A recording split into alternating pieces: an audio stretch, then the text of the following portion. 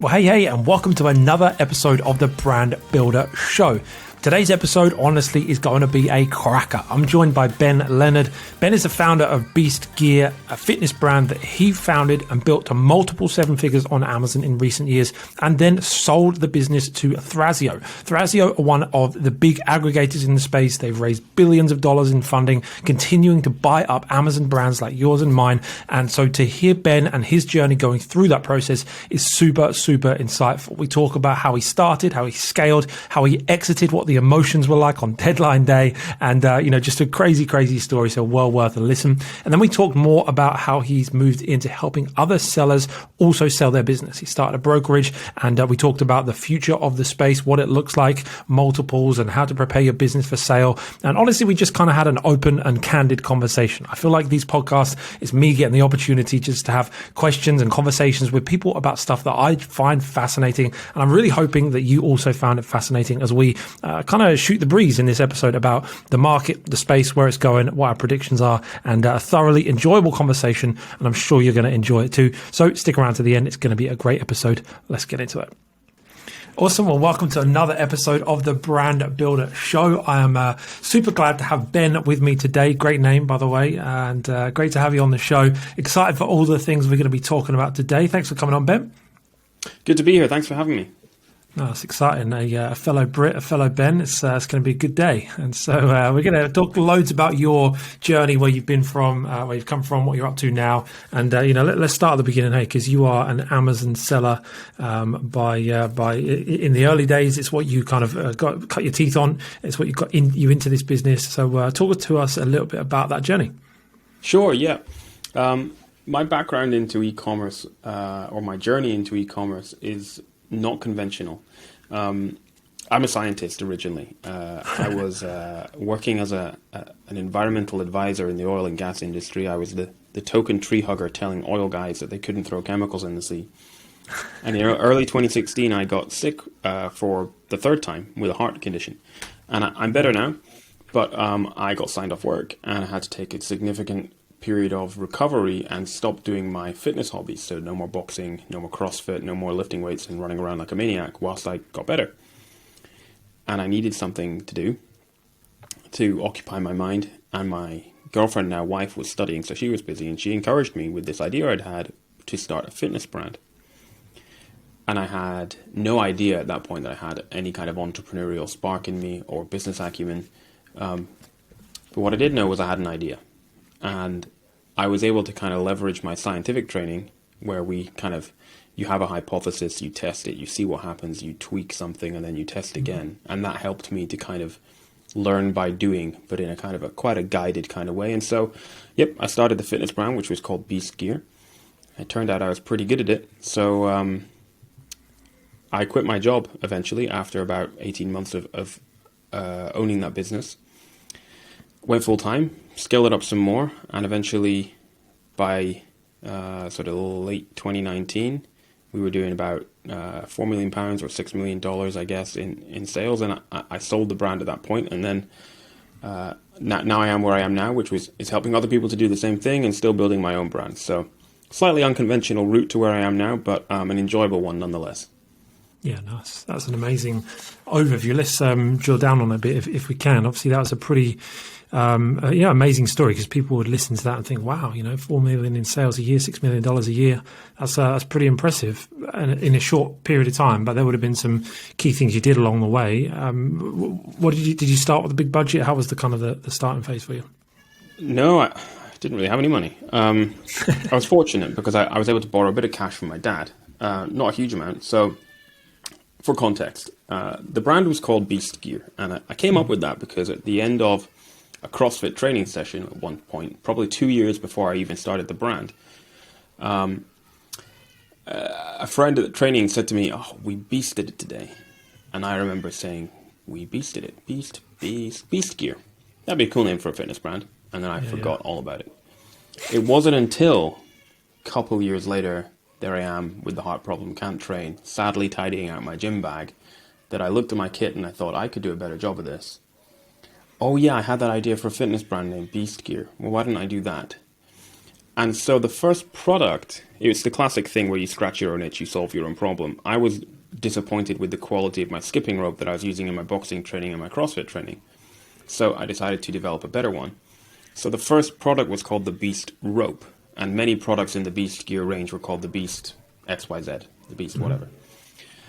And I ordered, after I'd worked with a manufacturer to improve certain components and take certain components from different ropes and develop an overall better product, I placed an order for 500 of these ropes from my manufacturer. And I borrowed £2,500-ish from my dad. To give you a bit of context, the last order that I was responsible for before I sold the business in late 2019 was for $250,000 of those Beast ropes. And that's not including the other ropes and the other products that we did, just on that product. So the growth was nuts. That's units, not dollars. That's units. Yeah, wow. Yeah. So the first order was 500, the last order was $250,000. And, it's even grown since I sold it. So, yeah, I borrowed $2,500 from my dad, and I think over the next probably 12 months, I borrowed probably about another 7 or 8. Eventually, I got the business to a point where I could A, pay myself, and B, pay him back. So I was fortunate in that sense that I was able to use a family loan to get me going. Not everyone has access to that, and I recognize that that was fortunate. Did you put any more money in throughout the period? Did you have to get more capital on board? So when I had to put in various chunks of my own money, it never amounted to more than probably over the course of the whole business 10 or 15K, because I was able to quickly get the business profitable and put the profit straight back into the business. Yeah. And at some point, probably 12 months in, I opened so we were selling on Amazon and on our own website, which was built on the Shopify platform. Yeah. And about 12 months in, I opened my Seller Central account, and I saw a little message telling me that I'd qualified for an Amazon loan. And upon looking into the details, I discovered that the interest rate was phenomenally low, and it seemed like a win-win. Amazon knew that I could afford to pay this back because they had access to my data, obviously. And they knew that to grow my business and make more money for them, I needed money. And so, yeah, I took Amazon loans, and I kept taking Amazon loans, actually. Every time I paid it back, they'd offer me a much bigger one, and it helped me scale my business. So that was a very fortunate way that I was able to get access to growth capital. No, that's good. That's good. Was there a particular point you remember in the business where you felt like, okay, I've got something I could sell here? Or is it like a moment you're like, wow, I could build something big? At what point did that begin to... I guess there were several, and each one was of on a different sort of scale. So I remember shortly after I launched, so context for listeners, right? Don't go and break terms of service. This was 2016. When I started, you were still allowed to get reviews in exchange for a discount. Remember, back in the day, everybody at the bottom of their reviews on Amazon, it would say, I received this product in exchange for a discount, and here's my review. Here's my honest review. And I remember so I was working my day job. After a period of time, I was back at work, having gotten a lot better from my heart thing, and going to work and coming home, and I'd say to Katie, my wife, I'd say, sold 5 units today, sold 5 skipping ropes today, and she said, and how many of them were real sales and how many of them were friends? I say, they were all friends. And then the next day, I sold 5 or I sold 6, and how many were friends and how many were real? Oh, well, 2 were real, And I remember getting to a point where I'd come home and I'd be like, Katie, I did 15 ropes today. And she's like, and how many were real and how many were friends? They were all real. And at this point I was like, I am onto something. So that was probably the first one. And I don't think, it's funny like that. You're not making big bucks at that point, but it's incredibly exciting. Strangers who don't know me want to buy my stuff. And they think it's good and they're leaving good reviews. That is an incredible feeling. It's amazing. Yeah. And then I guess the next big turning point was when I hit $100,000 in sales, and then $500,000, and then $1 million, and then so on and so forth. And it's just a matter of scale at that point. Yeah, that's incredibly exciting. How many SKUs did you have in the end when you sold? If we don't include child variations, so we should just include products, somewhere between 10 and 15, I would imagine, and then you add on child variations on that, and you're in the low 20s. And I don't think anybody depending on what your goals are, I think anywhere from 5 to 25 SKUs is the sweet spot. Yeah, yeah. I think. Yeah. For building particularly for building a sellable brand. Yeah. Talk to us about that. You mentioned goals. Was it something that you were setting a goal for a period of time, or was it just something that kind of took you by surprise? I have to be honest, it wasn't to begin with, because, like I said, it was a distraction. It was a hobby. It just turned out that I was pretty good at it. But there came a time, late 2018, early 2019, that I came to realize I'd always planned. Even when it was a hobby, I knew that if it did grow arms and legs, I couldn't do it all on my own. I'd need to outsource and automate to make this thing scalable and sustainable, particularly as I was working a day job. But what I hadn't thought about at that point was an exit. It was late 2018 or early 2019 that I became aware that buying and selling e-commerce businesses was starting to become a bit more mainstream. And I'd heard whispers of significant money being raised to buy businesses in the e-commerce space. And after doing some, back of an envelope calculations, I came to realize, whoa, this could be worth life-changing money here. And that was the point at which I started to explore a sale. But I hadn't thought about it seriously until we were, almost 3 years in. Yeah. And what about, you mentioned the transition, you talked about you were still working a day job there. What was it that you saw in it that gave you the confidence to step out? And aside from obviously just the money, what was it that transitionary period from part-time seller to full-time seller? I was incredibly busy. I was running around like a headless chicken. Whereas previously I'd been doing the business on my evenings and weekends, I now knew that in order to keep on top of the business, I was going to have to look after it during times that I should have been working. And I couldn't do that. So I needed to quit my job. Yeah. And I was becoming aware that I had built not just a business selling stuff on Amazon, and I'd intended to do it this way, right? I'd never even knew that you could sell on Amazon. Amazon to me was just a sales channel, right? It wasn't until after I'd started developing the first product that I started to think about, well, where am I going to sell it? I was all about building a brand, and I had built a brand. I developed a cult-like following for the brand. Our Instagram was blowing up. People were Googling us. People were finding us in gyms and then going and searching it out online and buying it on our website or on Amazon. I'd built a legitimate brand, and I knew that the flywheel was really starting to move, but in order to keep it going and get that momentum going, something had to give, and it was my day job. And so I approached my boss, who knew I was doing this. I told her I was doing this because I didn't want her to find out about it and think that I had some kind of conflict of interest. And she was always incredibly supportive because it was entirely unrelated to my day job. And she thought it was cool, and I said to her, look, I need to give this a go. And she said, this is amazing, go do it, but don't quit. I will give you a year's sabbatical, and if it all goes tits up, you can have your job back. But hopefully we'll never see you again. Wow. And I never saw me again. So best Incredible. boss in the world, right? That's safety a lot. It's interesting because, a lot of people now, obviously the world of selling on Amazon has become so popular that people get into it to sell on Amazon, but it's a bit different for you, right? You had the products, you had the brand, just turns out that Amazon was a great place to sell them. I think getting into it to sell on Amazon is a mistake and harks back to the gold rush days of 2014 to 16 or 17 when it was all about selling stuff on Amazon.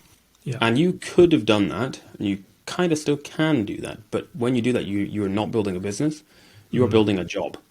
And there's nothing wrong with that if that's what you want, but when you build a job, the moment you stop working, it stops making money, right? The moment you turn the tap off, the bath stops getting filled up. And that's not the way to build a sustainable asset that you can sell. That's not, to be honest, that's not real big boy business. That's making a quick buck on the internet.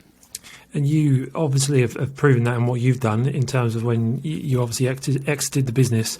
Talk to us a little bit about that. What did that feel like? Just there's a lot of people that would be listening to this that would one day hope to sell a business. There's got to be so much emotion involved, right? Can you encapsulate in that in words or?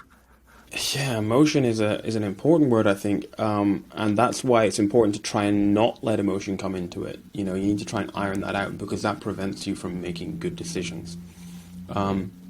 So I came to the decision to sell in probably February or March 2019. The deal was done Halloween 2019, so it's just over 2 years now since I sold.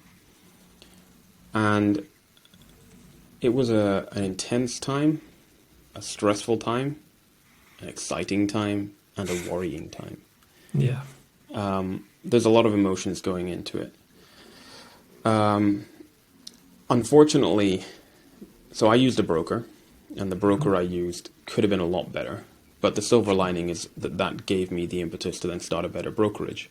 And so during the time that I was working with that broker and I was getting more and more anxious about the things that were going wrong and could still go wrong, the good news is that I was continuing to grow the business. So the value of the business was getting higher all the time. Because of these delays, the really, really important part when the potential buyer was going through their due diligence and I was having calls with people in all sorts of different departments with them, managed to coincide with a 4-week interrailing trip around northern Italy with me, my wife, and our 4-month-old baby. So we would be pounding the streets of Venice by day, and by night in our tiny budget hotel, I would be on Zoom calls trying to impress people with this potential buyer for my business. So I added on an extra layer of stress, or I didn't add on, but circumstances added on an extra layer of stress there. But you're right, you hit the nail on the head with the word emotion. It's incredibly emotional, and that's why when you are going through a sale process, you need to make sure that you have a buffer between you and the situation in the form of experts to help you through it, whether that's a broker or a legal representative to iron out that emotion, to help you to take a step back, take a sip of tea, take a deep breath, and take the emotion out of it so that you can be wise. Yeah, for sure. And then your situation, obviously, you mentioned you use a broker. Did you end up selling to a private buyer or private equity? Where did you sell to? Yeah, so I can talk about this publicly because the buyer uses me in their PR. And this is. I was going to say, yeah. Obviously, don't answer anything you don't want to. No, it's cool. I won't be breaching anything. I can't name the broker. So I approached a broker. The reason I approached several brokers. The reason I settled on the broker that I settled with, and you got to remember, this is early 2019 that I approached him. The whole situation with regards to mergers and acquisitions in e-commerce has changed completely since then. I approached them, and in the end I chose them because a friend recommended them. A friend had sold a business to them. Now, with the benefit of hindsight, that was a mistake because my friend that sold their business with them sold a much, much smaller business, which was more appropriate to go to a private buyer, which is indeed who he sold to. And this broker was more appropriate for that, probably. However, they weren't great. Their process was pretty poor. They were not experienced on the e-commerce side in the sense that they weren't e-commerce business owners or brand builders. And the chap handling my sale wasn't a chartered accountant and wasn't even particularly experienced in M&A. They had essentially been trained by the brokerage in how to pull down reports from Amazon and Shopify, slap them in a Google sheet, and take the average multiple they'd applied to businesses they'd sold in the last several months and apply it to mine. Pretty poor. And a very lengthy, slow process for no real good reason. And upon being handed the valuation they'd come up with, I said, that just doesn't look right. Me knowing my numbers and even applying the multiple you've applied, the numbers don't add up. You've undervalued the business here by about 30%.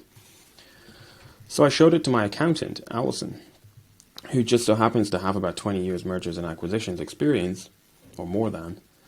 And she went through the numbers and found a significant error. And they were ready to go. This was just me signing off on it before we went to market, right? So they hadn't caught this error. No one there had. The error was, it wasn't this, but it was akin to this. It was the equivalent of a decimal point in the wrong place. It was really poor. And it would have undervalued the business by about 30%. So as a result, I negotiated down their commission, which was the silver lining. And the business was eventually sold to Thrasio. I can tell you that. So Thrasio, who, for people who don't know, people who've been living in a cave, Thrasio came into existence in September 2018. They were the first of the new model of e-commerce aggregators or e-commerce roll-ups, essentially raising money from investors in order to roll up e-commerce businesses, primarily those selling on Amazon. And I believe my sale to them was their first British sale, I think, and possibly the second European sale. And since then, probably 100 or more aggregators have come to exist with a very similar model to them. So, that's what happened. Awesome. So amazing story, obviously, and crazy emotional sort of time period. You obviously employed the broker, went through the sale. What was that day like when it finally sold? Talk us through. I'm sure you remember the day. Yeah, I could tell you about the day. It was insane. It was Halloween 2019, and the deal needed to be done by midnight UK time. It had to be done by then. Otherwise, it was going to slip. And because basically when a buyer, particularly this type of buyer, is valuing a business, they've run all the sums through their financial systems and presented the case for buying it to their investors and their acquisitions board who make the decision. And so even if it slips by a day, technically that data is then invalid. And they have to go either do it all again or move on to the next business and forget all about you. So we needed to get this done.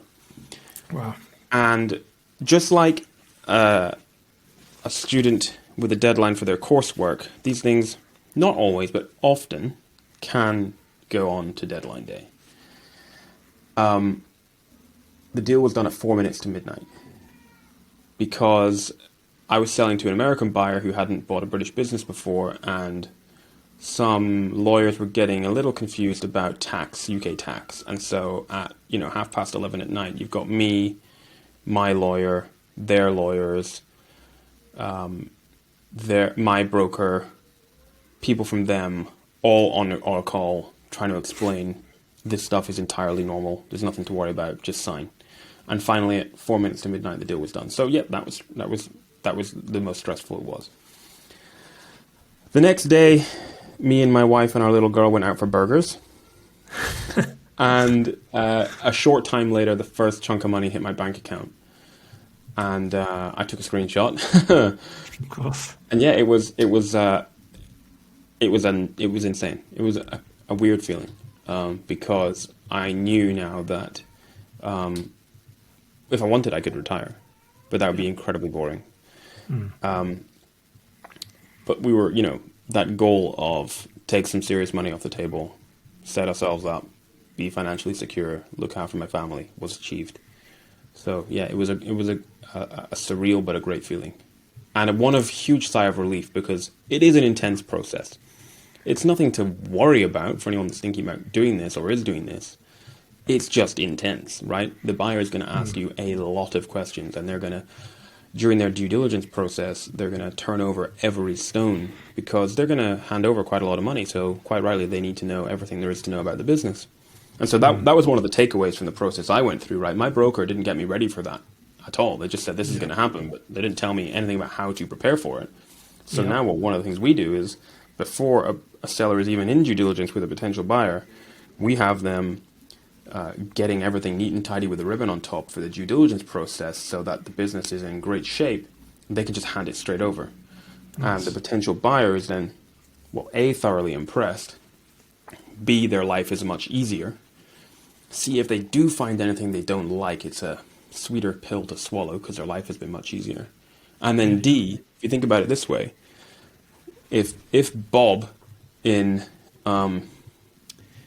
acquisitions has to present this business to the board who decide on the acquisition, to go or not go, they're going to be a hell of a lot more impressed when they see how slick everything is you have compared to a business that hasn't been prepared for this by their broker. So it makes Bob's life a lot easier, and he looks a lot better as well. So, he's happy too. It'd be great to obviously just talk a bit more about what you're doing sort of from the brokerage side and how you're setting people up with that and how people can set themselves up for the best, resolution possible. Just quickly before we do get onto that, from your perspective then, like just personally having sold the business, what were your thoughts? You said, I could retire, could walk away from it all. What is it that's kind of brought you back to the e-commerce space? You obviously have a lot of hope for it. Yeah.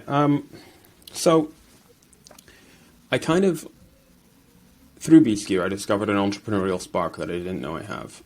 And I still feel like I need to burn through that before I get back to some other interests I have. Like, I think probably I'm going to be an entrepreneur for about 10 years, or maybe, so another 8, 9, 10 years. And then I'm going to get back into my passion of conservation and apply some entrepreneurial spirit to conservation charities and such like, who are full of great people, but mostly academics who don't really get a lot done, and they need some entrepreneurial spirit. And so my motivation for continuing in this kind of e-commerce space is I've discovered that I love it, and I discovered that I know how to build a brand and make it into something valuable that I can sell, and I enjoy building brands. And the entrepreneur inside of me saw the gap in the market for a better brokerage experience. And more every day I was getting disappointed at the negative experiences sellers were having with poor brokers, or selling directly without getting proper representation and getting ripped off and selling their business for peanuts. So that was my motivation for doing that. And then the reason I'm still building brands, apart from enjoying it, is I kind of need to. Like, I can't look our clients in the eye and say, oh, I understand what it's like to be in your shoes because I owned an e-commerce business, but I sold it in 2019.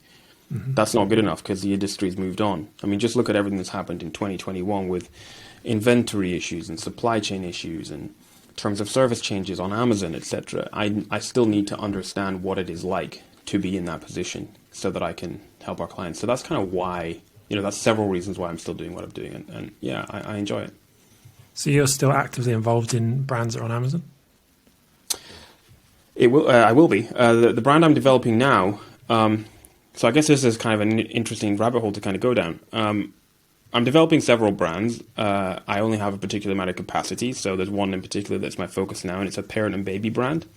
And I'm partnering on that because a key lesson I've learned is to partner with somebody who has strengths which you don't have, and you have strengths they don't have. So I'm partnering on that. And the difference with that is when I started Beast Gear, I sourced 500 skipping ropes from China for $3 or $4 per unit. This time I've spent close to £20,000 working with a product designer to develop a new product from scratch. And I'm going to be sourcing it from somewhere that's not China for like $30 a unit. So it's a much higher barrier to entry, which I like because there's much less competition. I'm basically going to be competing with big corporates. And big corporates have huge resources, but what they can't do is tell a story. And they can't be a real authentic person. And so I'll be the face of the brand like I was with Beast Gear. And I'll be explaining, look, I'm a dad. I saw this problem with with these products in the baby market, and I've improved on them, and here's how I've done it. And people will buy that because people buy from people. And I don't need a huge slice of the market, right? The baby market is worth gazillions, and it's an evergreen market with babies born every day. So I just need a tiny percentage of that, and we're good to go. So we'll be selling on Amazon because you kind of have to. Like, why would you not? It's full of billions of people all in shopping mode with their credit card already loaded into their account, and they just click buy now. And we'll also be selling on our own website, and a potential option for us is to go into bricks and mortar retail as well. Like, not our own shop, like other shops, wholesale. Yeah, nice. So as a new business owner with that venture, are you going into it with the mindset of I'm going to sell this one day? Yeah. Oh, yeah, absolutely. So whereas with Beast Gear, I went into it with a completely different mindset and flipped, with some time remaining to thinking, right, I need to get this set up to sell. We're building this to sell from the start. And actually, that's a good book that people should read. Built to Sell by a guy called John Warrillow. It's a great book. Yeah, it's good. Really great book. And another one, kind of similar, but not quite the same. It's a classic, The E-Myth Revisited by Michael E. Gerber. Because even if you don't want to sell your business, if you get it set up so that you can sell it, then the happy side effect is it becomes easier and more efficient to run, and it will scale up better anyway. Yeah. And in any case, I would argue that one day there has to be an end game, and that's probably going to be an exit. Even if you can't see it right now, that's probably what's going to happen in the future one day with your business. Yeah, absolutely. And so I suppose it kind of answers my question in terms of if you're talking to a new seller today that's never run a business before, you still think they should be thinking, well, one day I'm going to sell this, and building it with that in mind. Yes, but in an ideal world, I understand that it's not possible to do that because, when you're first starting out, you're riding the rocket ship, it's blasting off into orbit, it's incredibly exciting, it's rattling around like crazy. You don't really have the headspace to be thinking about a sale because you're trying to get launched, right? But once you're in orbit and you're taking over and you've unbuckled your seatbelt and you take a moment to take a deep breath, then you need to start making sure that your ducks are in a row so that you don't wake up one day and say, I want to sell my business. and you have to go through all this pain of getting it sorted out. You can wake up one day and say, right, I want to explore selling my business, and you're in good shape. So that means your business has always, from the very start or very close to the early start, has excellent record-keeping documentation with regards to your systems and processes. You got lots of intellectual property to protect your business. You are building a defensible brand and not just selling stuff. The business is transferable, so it doesn't rely on you. It could be passed on to somebody else or another organization. You've got diverse sales channels, so you're not just selling on Amazon or just on your own website. You might be diverse in terms of markets, so you're in more than one country. You've got a reasonable number of SKUs, so that if one or two go down, you're not in a total pickle. And you've got a diverse range of traffic sources, so if a Facebook ads account gets shut down, you're not in a pickle. These are all types of things to think about, together with obvious ones like having great suppliers who are, audited and comply with all the right kind of regulations and aren't using child labor.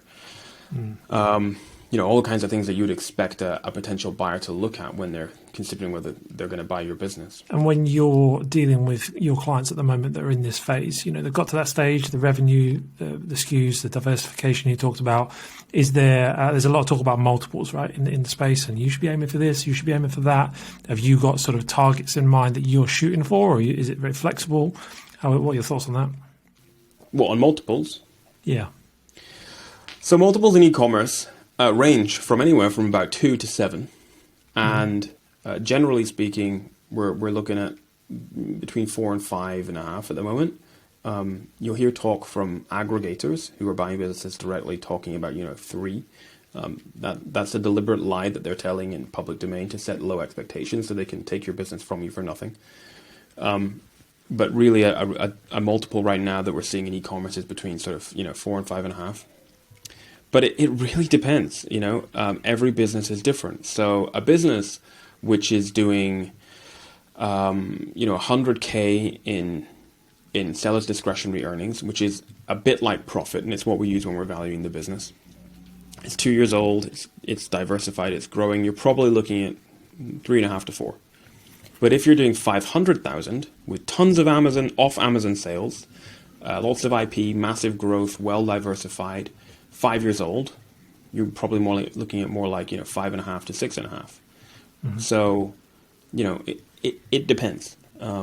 Is what I'm saying. A lot of people get their hopes up. They'll come to me with a very, very teeny tiny business, very little diversity, and nothing particularly special about it. Like it's a bit of a Me Too business, which I could start tomorrow, and they want me to tell them that I can sell it for 5x. I'm like, sorry, I can sell this for 2 to 2.5. Yeah. And that's the reality. The market doesn't lie. Yeah. Okay. And talk to us a bit about e-com brokers then, obviously, because that's obviously what's become your big focus now. Talk to us about the start of that. You mentioned, the passion behind starting it because of your poor experience, but how's that first, season of that business gone?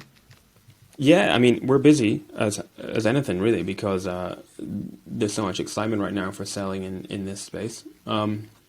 So Alison and I combined our skill sets. Me on the e-commerce side, understanding what it's like to build a brand, whether it's developing products or email marketing and chatbots. And Alison on the financial side, she's a chartered accountant, and she's got over 20 years mergers and acquisitions experience. And so by combining those skill sets, we can kind of offer a better service for sellers. So our job basically is to maximize the value of the business by looking for opportunities when we do a deeper analysis on the financials and the operations to adjust the numbers, all legitimately, of course, to represent what the true value of the business will be on day zero that a new buyer buys it, and then market that business to a pool of the right buyers such that in an ideal world, when we take it to market, we have a competitive environment with several buyers submitting an offer. And the buyers might be an e-commerce aggregator, but we cast a wider net to make sure we bring other buyers to the table, because there are some pretty lazy organizations out there who simply fire off an email to 100 aggregators and see who wants to buy the business. A good broker needs to be casting a wider net, so they might find a family office or private individual or a competitor who is on Amazon or not on Amazon and wants to get on Amazon, or a competitor from another part of the world who wants to get a foothold where you are. or big boy private equity, more traditional private equity. And so, yeah, then we bring multiple buyers to the table. And the next part of the job is to sell the business for the best possible deal and the right deal structure. And this is where it's really important that you have legal representation. And so we connect sellers with our partner attorneys and solicitors who help thrash out the deal so that sellers are protected. For instance, so that if there's an earn-out, there are clauses in that deal which means that the seller will still get their payment after a year or two if the new owner doesn't run the business properly, for instance. All that kind of good stuff.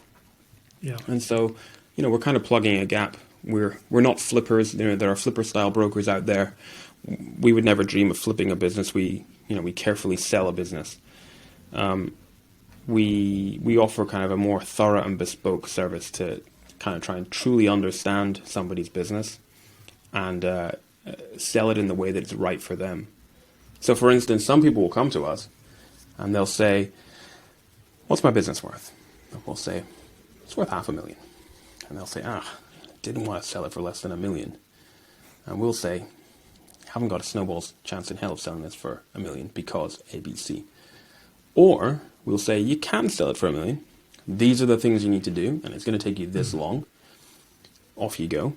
Or we might actually work with them to sort of mentor them on a route to exit, helping them knock down those dominoes that they need to knock down, keeping a constant track on what the business is worth, and then when they're ready, we pull the trigger and we go to market. So we're all about building relationships and playing the long game. And if there's somebody that we can't help, we'll point them in the right direction, whether that's to another broker or to an investment bank or an agency to help them grow more. We talk with a lot of people and we say, because people are panicking, right? They think there's a bubble. They think there's a bubble and they think they need to sell now. "Oh my God, all this money's been raised. It's going to burst. I have to sell now." Yeah. And so often I say to people, no, that's crazy talk. That's what the aggregators want you to believe. Yeah. They want to buy your business now for cheap so they can experience the growth that you could experience. And I say to them, look, these are some of the things you can go and do. And actually, in 9, 12, 18 months' time, you will still be able to sell your business. Because bubble or not, if you have a great business, there will be a buyer for it. And actually, the circumstances for selling it could be a lot better in the not too distant future. Because probably 80% of the current e-commerce aggregators are going to die, either because they're just going to fail or they're going to get swallowed up by bigger ones. And when that happens, there's going to be a huge gap. And that gap is going to be filled by real brand building private equity who've been sitting on their hands for the last 2 years waiting to see what happens. And these guys have been running brands for decades, right? Yeah. And when they come in, this whole Wild West economy that we're seeing in mergers and acquisitions in e-commerce is going to mature, and the process is going to mature. And so instead of, all these kind of slightly dodgy direct approaches and poor offers, they're going to be completely used to sellers going through a real process to maximize the value of their business and get the right deal. So people don't need to panic and sell now. They need to sell at the right time for them. And we're all about helping people do that. Yeah, that's awesome. That's awesome. So you don't see in the next year or two multiples coming down drastically? Nope. So there was a survey released recently which went kind of viral in the e-commerce space. And it was just a survey with a pretty small sample size, right? It wasn't an in-depth study. There was no statistics run on this. And some aggregators were saying multiples are going to go up. Some aggregators were saying multiples are going to go down. Some were saying they're going to go up then down. Some said they're going to go down then up. And I say, kind of don't really listen to what they're telling you in that. And besides, that data is out of date. Okay, the data was from June. What I think is going to happen is multiples will probably creep up a little bit from where they are now and stabilize. I think. Particularly as more and more... You see, what happened was this. When Thrasio came in 2018, they were first to market and they were basically buying cash flow. They wanted to buy businesses at the bottom for as little as they possibly could, roll them up and flip them. And that's what the model that everybody has tried to copy. what all these aggregators understood was how to raise money, but what they didn't understand was how to operate brands. And they thought it would be a lot easier than it has been. They thought that because Amazon is growing at X% per year, they can just buy these brands, put some VAs in the Philippines on customer service, and it'll be fine. What they've discovered is that that's not possible. And actually, these brands are built by hardworking entrepreneurs who put in a lot of time and effort and blood, sweat, and tears to operate these brands. And so now, the newer aggregators are only able to get investment from investors if they can demonstrate that they actually have the operational chops. And so what this means is that the aggregators who are going to die because they don't have the operational chops won't exist. And those who will exist, combined with the kind of big boy private equity that I mentioned, who do have the operational capability, will back themselves more to be able to run these brands. And therefore, they'll be happier to pay a higher price. Plus, there's so much more competition now. Sellers have their pick of aggregators, right? Now, if you've got a pretty rubbish Me Too brand, then multiples won't go up. Me Too business, then multiples will not be going up for you. But if you have built a legitimate brand that you could sell, whether you're selling to an aggregator or a more traditional buyer, then multiples will be at a decent level. And we're now seeing, like I said, multiples getting higher and, more akin to traditional business multiples rather than the, 2-3x that we saw a couple of years ago. When you send someone away, you mentioned about sending them away, here, go work on this, this and this to get to where you want to be. What are the most common things that you tell them to work on? Improve their intellectual property position, right? Get trademarks done, not just where they're selling, but where they're manufacturing and any other territory that they may want to sell in the future or a new owner might want to sell. Expand internationally. Mm-hmm. So if you're selling in the UK, get into Europe. If you're selling in the US, get into the UK and vice versa. If you're in the US, to get onto Walmart, for instance, to make sure that you have a bit of diversity in your SKU count. If you've only got 2 products and one of them goes down, then you're in trouble. To work on building your true brand assets, your off-Amazon assets, your social media, your email list, the proportion of sales going through your own website, for instance. All of these things about what truly makes a brand. It's all about brand. It's not about an Amazon account. Amazon is a sales channel. And so I talk to people all the time who are like, I want to sell my Amazon business. And I'm like, stop. You don't own Amazon. Jeff Bezos has an Amazon business. You don't. Yeah. There's only one person in the world with an Amazon business. And if you think you have an Amazon business, then you're on your way to failure. Because what you need to think is you have a business and Amazon is a sales channel. So true. It's good. And then there'd be a lot of work, I'm sure, in cleaning up finances and getting that all in order. I'm sure you see a lot of businesses in a bit of a state. Yeah, and that's one of the things that sets us apart, really, is that when I used the broker I used, the guy had like an arts degree and didn't know the first thing about accounts, whereas Alison is a chartered accountant of multiple years' experience and owns an accountancy firm.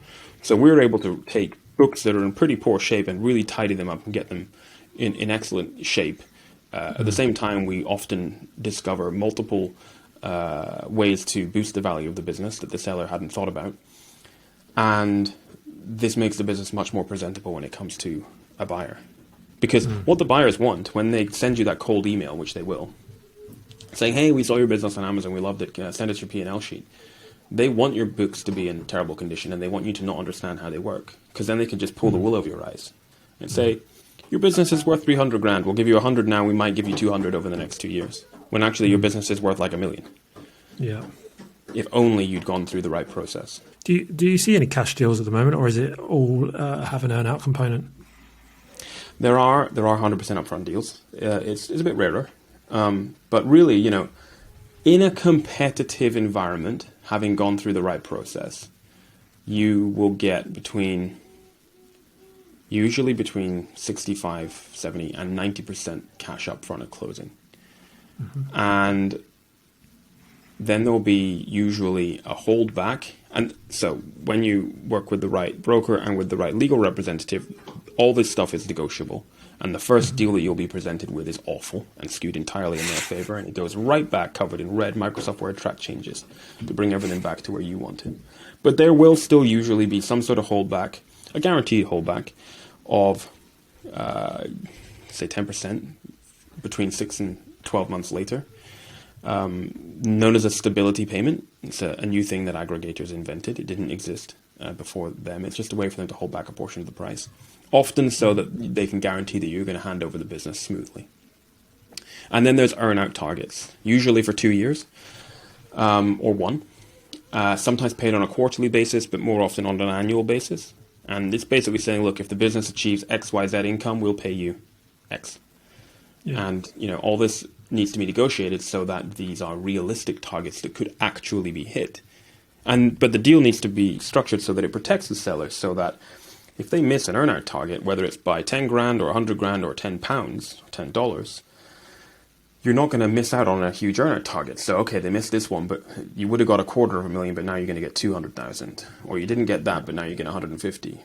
And you need more clauses in there, like, if the aggregator runs out of inventory for more than, say, a week in a 30-day period, you still need to get your earn-out.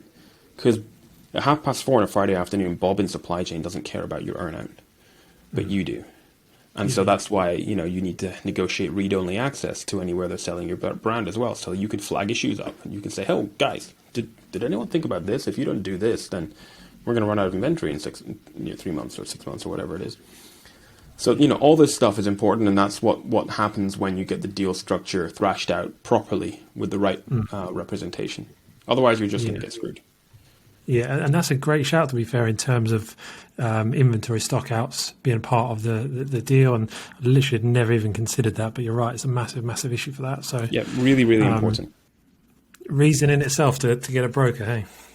Yeah, I mean, so there are good brokers and bad brokers. A good broker, the work that they do on analyzing your business to maximize the value of it through the right adjustments and add backs, and that's a whole other session.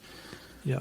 The work that they do to market the business to the right buyers, and then the work that they do in partnership with a legal rep to get the deal right for you should be worth multiple times over whatever you pay them. They have to do the work, right? And there are lazy brokers who will just kind of slap your business on their website like the eBay of businesses, let it gather dust. Or they will, here's one. There are these newfangled brokers / mergers and acquisitions consultants who will get you in the door by saying, oh, we only charge 4 or 5% commission. It's really low. And you think, oh, wow, it's amazing. And so the way they make the money is, because they can't be doing much work if they're only charging 4 or 5%. So the way they make the money is this. They basically do no work. They just send an email to a list of 100 potential buyers saying, hey, here's Ben's business. And when you sell it to one of them, you pay them the 4 or 5% you said you pay them. And unbeknownst to you, they've taken a 50, 60, 70, 80 grand kickback off the buyer. And what even worse, not only have you ended up with a pretty crap deal, that kickback that they got came out of the pot of money that would have gone to you. Wow, because that money has to come from somewhere, right? And that's where it comes from. Yeah. So there's a lot of dodgy stuff going on in this space, and it's because it's so immature. We're in a new wild west for selling and buying e-commerce businesses. And so when all these aggregators that I said die, and more mature players come in, things are going to get cleaned up, and it'll be a lot better. Yeah, no, that's good. It's good to know. My final question for you was going to be, what would you say to someone that doesn't want to pay the fees for a broker? But I think you pretty much answered that in that last piece there. I would say, look, you're a smart person. You pay your PPC agent, you pay your translator, you pay your photographer, you pay your lawyer. You pay for experts in every aspect of your business, and that when it comes to your most valuable asset, your business itself, the idea that you would say, I'm not going to pay a mechanic, I'm going to try and fix the car's engine myself, is just bonkers. So don't do it, right? If you're smart, I don't need to convince you of that, right? Yeah. It's just, And we see all the time, we have smart people come to us saying, hey, I actually got an offer from aggregator ABC, here it is. And we'll go and do some analysis and come back and say that offer is derisory. And then sell the business to the same organization who made the original offer for what it's really worth. And the organization isn't, the aggregator who would have bought it for the low offer isn't even that pissed off about it. Because they can afford to buy the business for what it's worth. Yeah, they want to try and get it off you for nothing with a crap deal for you. But think about it this way. The moment they buy your business, it's worth 3, 4, 5, 6, 7 times more because they've rolled it into their portfolio, like literally the moment they buy it. So they're quite happy to pay what it's really worth.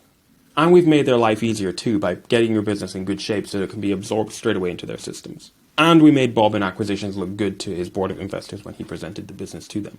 So aggregators actually do like us, and sellers like us even more because we get them the best possible deal and save a lot of heartache and get them 6 or even 7 figures more than what they would have done. Yeah, absolutely. It's like, if you're going to use a sourcing agent, you're going to hope that they're going to save you more on the negotiation with a supplier. It's no different, is it? It's going to, you're going to pay out some money, but it's a return on investment there, isn't there? So that's really good, really good. And where can people find out a bit more about Ecom Brokers, Ben, if they're looking to sell in the next, 6, 12 months or whenever that timeline may be? Yeah, we're ecombrokers.co.uk. It's a UK domain, but we're working globally. You can email me, ben@ecombrokers.co.uk. I'm on LinkedIn. Just search for me, Ben Leonard, on LinkedIn. And no hard sell. We're here to help people. So if we're not the right people to help you, we'll point you in the right direction. And I love chatting e-commerce, so get in touch. Yeah, that's awesome. Yeah, and you're working with one of our Brand Builder University members to potentially sell their business in the future. So we're excited to see how that all goes and follow the journey a bit more. So it's exciting times.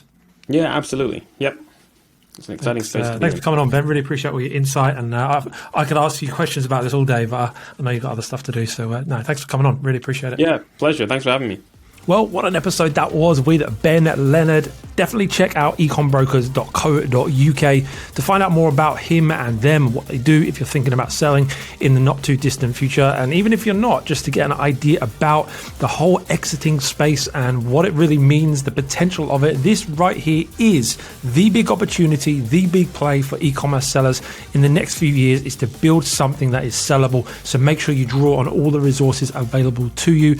Get in touch with Ben, get in touch with Ecom Brokers, learn from them, follow their journey, and you too can go on this journey of building a brand that you can one day sell for a life-changing amount of money. If you've enjoyed the episode, please don't forget to leave a review on the podcast app you're listening on, or if you're watching on YouTube, hit that thumbs up, make sure you're subscribed, and I'll see you in the next episode real soon.